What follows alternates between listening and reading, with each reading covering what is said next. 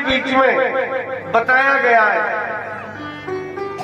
प्रथम अध्याय का प्रथम श्लोक और प्रथम शब्द क्या?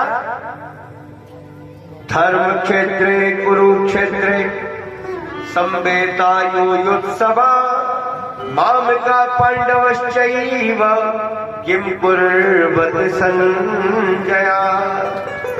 गीता जी की प्रथम अध्याय का प्रथम श्लोक का प्रथम शब्द धर्म। कुल कितनी अध्याय? 18 अध्याय। 18वीं अध्याय का अंतिम श्लोक और अंतिम श्लोक का अंतिम शब्द यत्र योगेश्वरा कृष्ण यत्र पार्थो धनुर्धरा तत्र श्री विजयो भूतिर ध्रुवा नीतिर्मते ममा। क्या आया? उधर तो आया धर्म और इधर आया मम। धर्म मम, अब मैं धर्म में हो गया। किसने कहा ये? अर्जुन।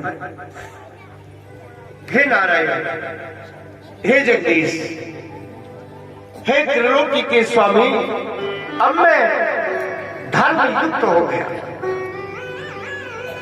अर्जुन के मोह को नष्ट करने के लिए और भगवान ने गीता जी का उपदेश दिया। 18 दिन महाभारत चला और 18 अध्याय का ही गीता जी का निर्माण किया भगवान।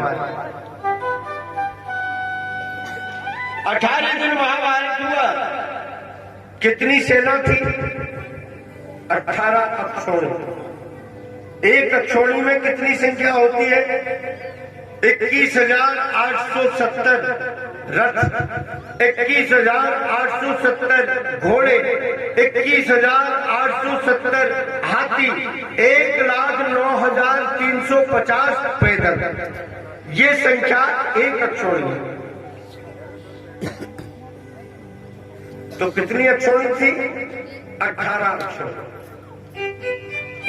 मेरे भाई बहन, ठाकुर जी की कृपा 18 अक्षौणी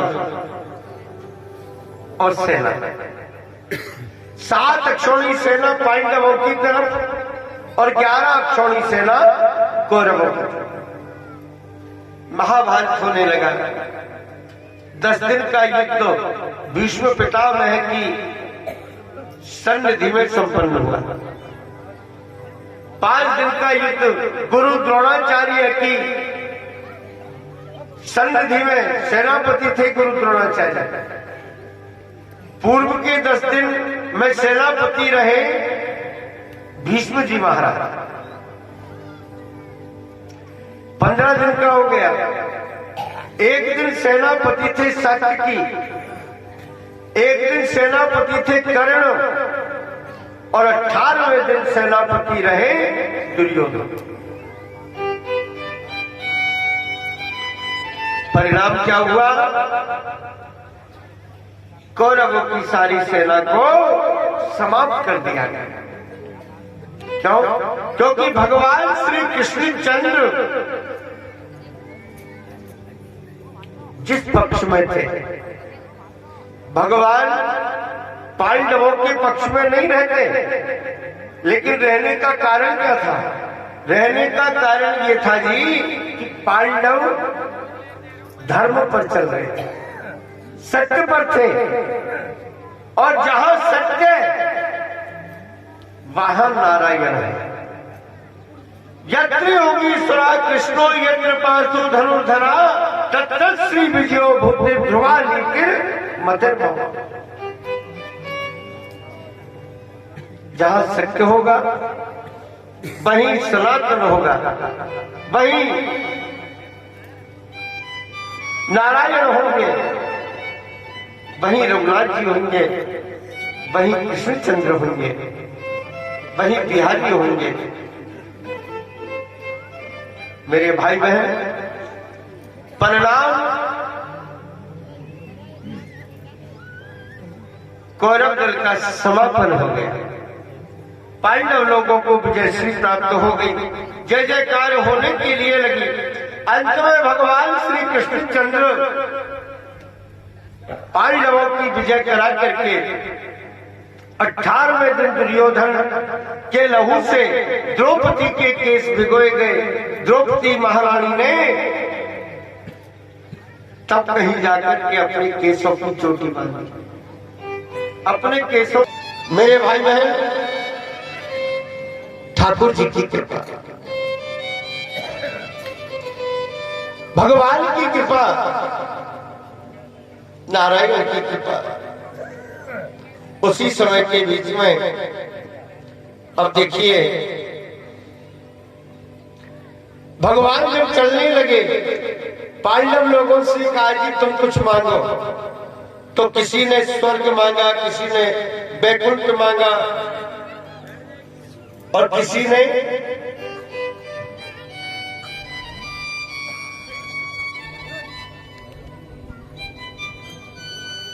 तप मांगा, किसी ने सेवा मांगी। पांचों भाइयों ने कुछ न कुछ मांगा। और जब भगवान अंत में अपनी बुआ कुंती जी के पास में पहुंचे, कुंती को जाकर के प्रणाम किया। बुआ जी प्रणाम। कुंती ने आशीर्वाद दिया, कन्हैया सदैव प्रसन्न रहो और इसी प्रकार से गरीबों की सहायता। हमें सब कुछ आपने बिगर मांगे दे दिया, अब मांगने की इच्छा ही कहां रखी है? भाई मांगना तो जब चाहिए जब पूर्ति ना हो। अब यहां तो बिगर मांगे ही सब कुछ दे दिया, तो मांगने की आवश्यकता नहीं है ना बुआ। फिर भी कुछ न कुछ तो कुछ न कुछ तो कहिए। बताइए आपके लिए क्या चाहिए? जो आप कहेंगे मैं वही प्रदान करूंगा। मेरे भाई बहन, जैसे कहा कुंती माता कहने लगी, हे घनश्याम, हे मधुसूदन, हे माधव, हे मोहन, अगर आप मुझे देना ही चाहते हैं तो कुछ स्पेशल ही दे, ऐसा दो जो बिल्कुल सबसे हट करके हो। आज तक ना तो किसी ने किसी से मांगा और ना कभी किसी ने किसी को दिया।